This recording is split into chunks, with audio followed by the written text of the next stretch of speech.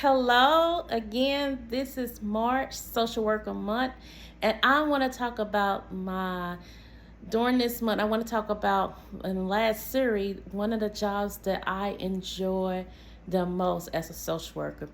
I've been as a social worker in practice for 23 years. I'm a licensed clinical social worker in the great hospitality state of Mississippi. I am Felicia Cameron and the owner of Lending My Hand. And that is the most wonderful opportunity job that I have currently right now, I should say. Being in private practice, it was never my intention, ever my thought to be in private practice. I've been in private practice ever since 2020, but I went into it full time in 2021. So how did I get here? So first of all, let me back up. I want to give you a short tour of the office. So I'm going to pause so you can take a look at the office.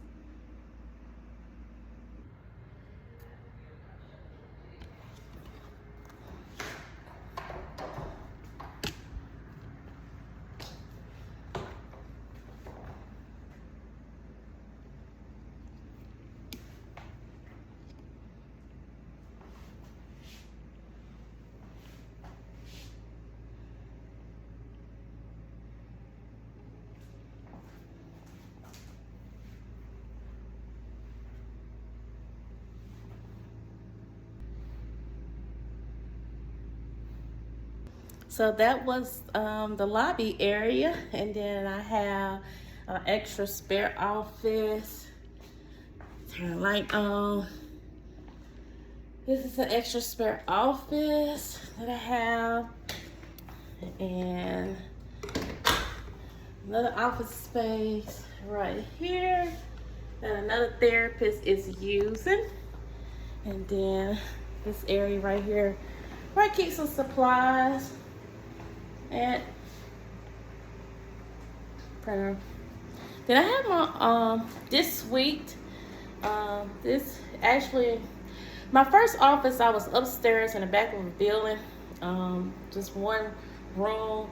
Then I moved from that location to another place, and where I had a little bit bigger size office, and there was a shared sitting area, but also. Then I stayed there for a year. Then I moved to, here's my restroom. My restroom.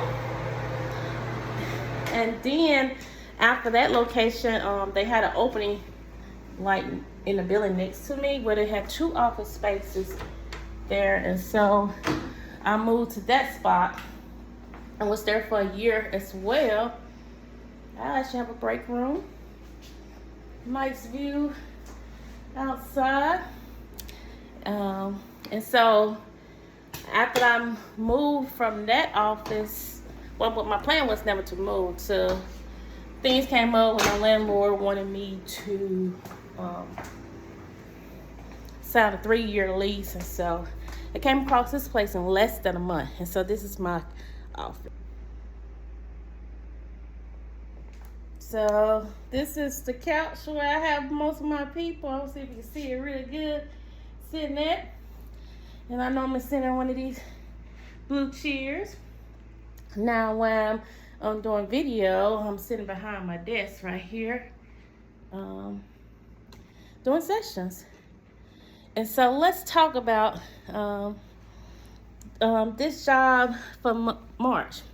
This is one of most I'm so excited to be in this position.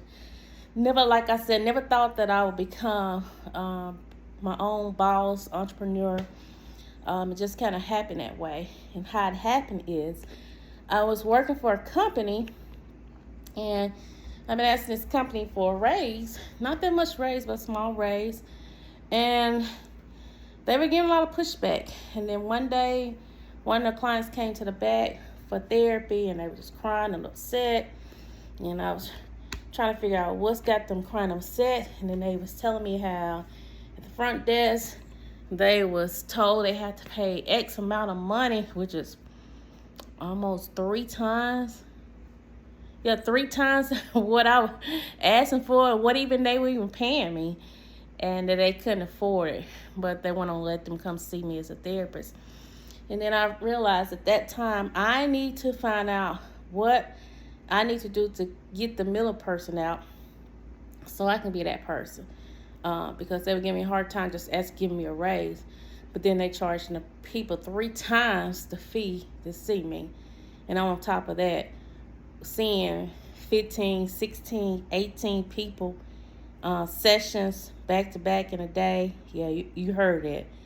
They were scheduling people like that. Many times they show up and you wasn't getting a full hour with everyone. It was just crazy, the amount of work. And so I reach out, start, doing research on social media, trying to find people local that I can ask questions to. Didn't get much response from people local, but I did a lot of research on Facebook, got connected with a coach and so on. And most of the people that I have researched and got connected with to kind of help me along this process didn't live in Mississippi.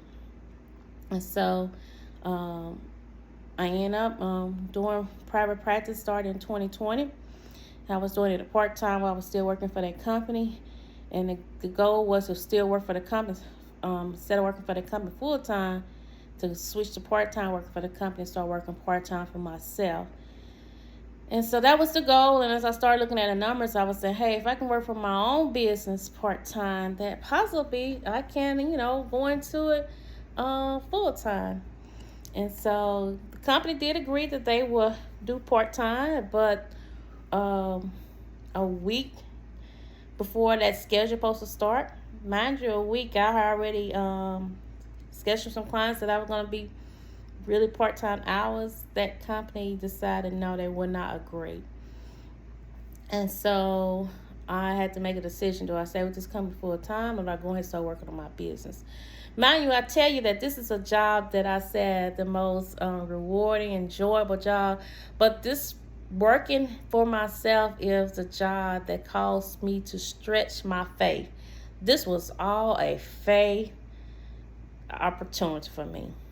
Because at the time, there was no one that I know personally in my family that is in business, how they own business. Shortly, not too long after that, I created my own business. My sister went into business as a dentist. But there was no one that I can just kind of immediately ask in my family members. So to do this was a stretch of faith. To know that God was telling me to do this, that's a whole nother story about how I came about with the name,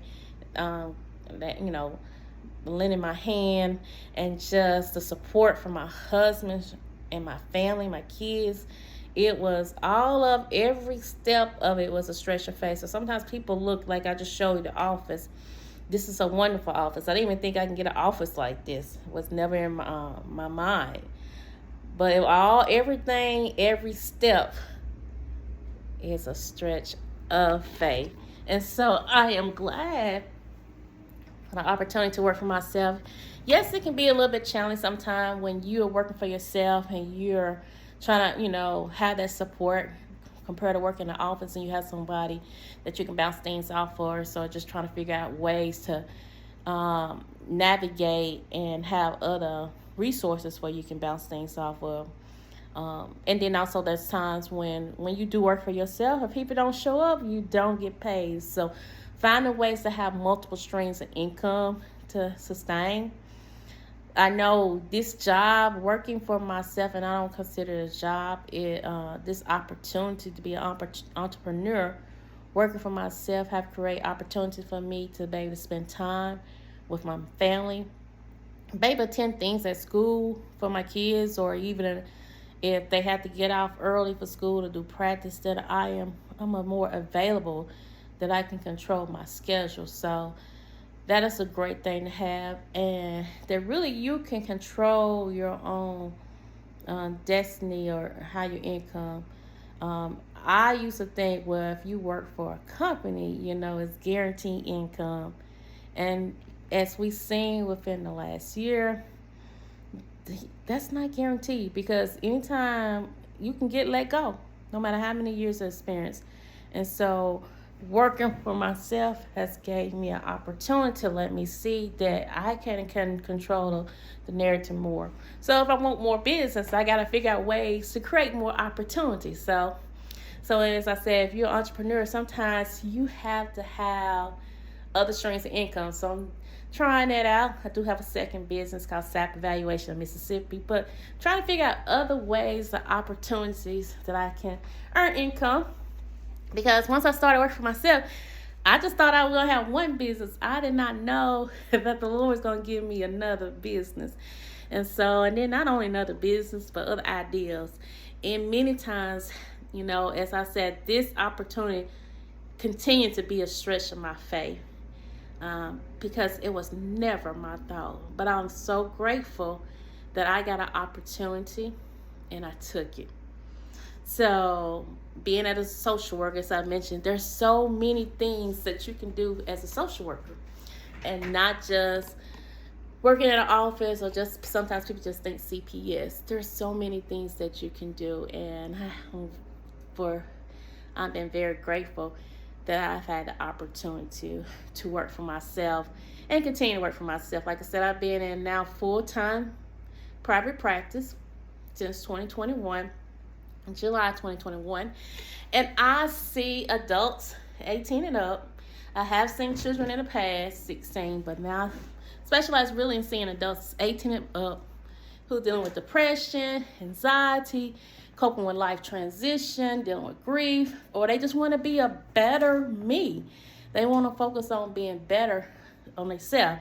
And so I do take all forms of insurance. And then sometimes people don't have insurance, so I do have a sliding fee that I work with people. And so behind me, you see this wall of pictures. This wall of pictures is a reminder where I came from. And so that's a picture of a house. I started, when I said work for myself, really, I got to think about, I started working in the storage room part-time. I was in my storage room seeing people by video. Moving her to my daughter's closet because she had a window and she had a door, and I can create privacy. Because it eventually got too cold in the storage room. And eventually, that's when I got the first office that I mentioned to you that I was working upstairs. And so here we are. I've been in this current office that I showed you earlier 3 years. This is now going on the 4th year. And so, again, just want to talk about Happy Social Worker Month in the month of March. I'm Felicia Cameron, the owner of Lending My Hand. Thank you.